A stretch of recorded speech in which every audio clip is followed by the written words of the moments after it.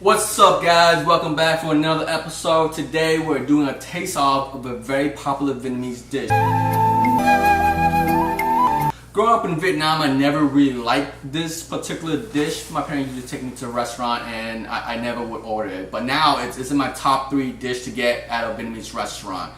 It's very good. How about you, Johnny? You have any feelings for this dish at all?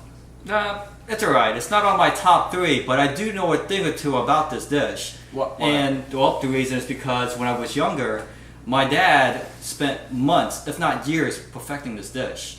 He was crazy obsessed, trying to make this like the best dish he has ever made.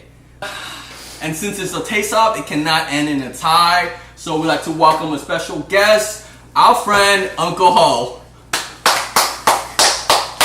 What's up, YouTube? Uncle Ho here. This dish I didn't really like growing up because I didn't eat spicy at all. But a restaurant opened up a couple of years ago.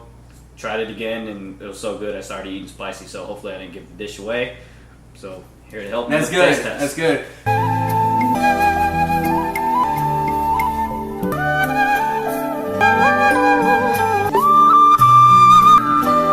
So now this is dish number 1. We don't know who it's from, so we're going to I guess make a little observations right now.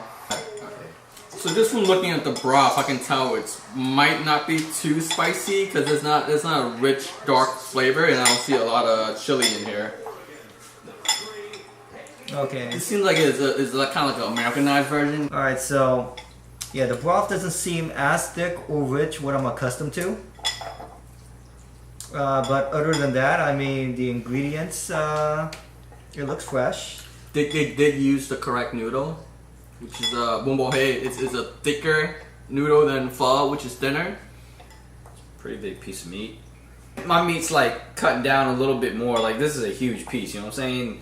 Yes, I want to just get one at a time. Okay. All those YouTubers out there that says I don't know how to use a chopstick, that is true because I don't, but I make it work. All right, so then presentation. I think we pretty much hit all the points for presentation. Let's analyze the ingredients. So quantity wise, what do you guys think? Big piece of meat. The portion is typical in a Viet restaurant. Plenty of meat, plenty of add-ons. So I noticed they did have the coagulated blood, which I know some restaurants do not have, and it's always been one of my favorite. Yeah, I'm not a big fan of it. You want my piece? Oh, sure, bro. All right. So Uncle Ho likes small meat, no blood. Yeah. To agree that the portions are pretty well rounded. I think you will get full after eating a full bowl of this. Yeah, it's not that spicy. It's a little spicy for me. Oh. Okay. Yeah, it's a tad bit spicy. Could be spicier for a more authentic dish. I don't know about you guys, but the broth is not.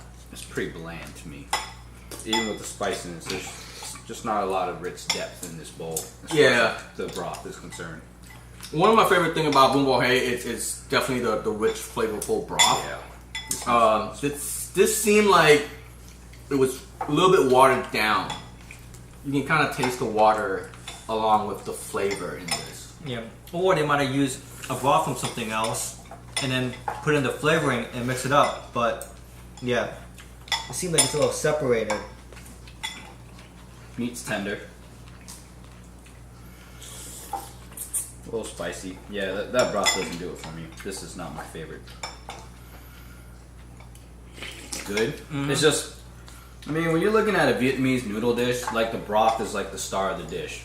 Anybody can throw noodles, meat, and stuff in together. It's just, that broth has to be really good to bring everything together. And this broth is just pretty bland to me. All it is just spicy, a little bit of the flavoring, but like everybody says, it's just watered down to me. This one's broth is a little bit better looking, actually. All right, and this one has the banana leaves, which is a little more authentic than the other one, which didn't have any. However, it doesn't seem to be as much meat. I guess it's not as much as the other one. So I guess quantity-wise, it seems to be a little less.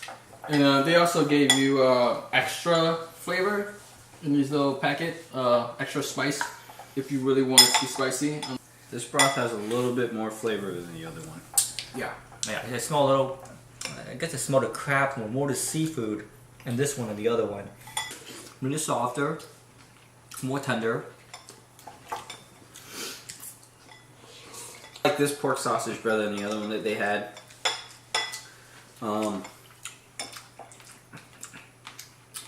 It's more flavorful than the other one. Coagulated blood on this one. It appears to be a little. It seems thicker, More blood. more coagulated. Yes, with a hint of a saltiness to it, which I prefer more than the other one. Spice is good. I actually prefer the meat on the other one. It was a little bit more tender than this. But I like the size of this meat better. It's smaller. And I think this one is not as spicy as the other one. Yeah, it's not as spicy. Which is good. I wish there was more meat though.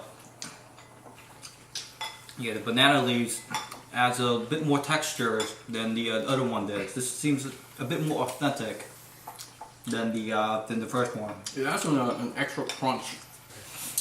Alright, so let's go over what we thought. Presentation. Which one did you like better?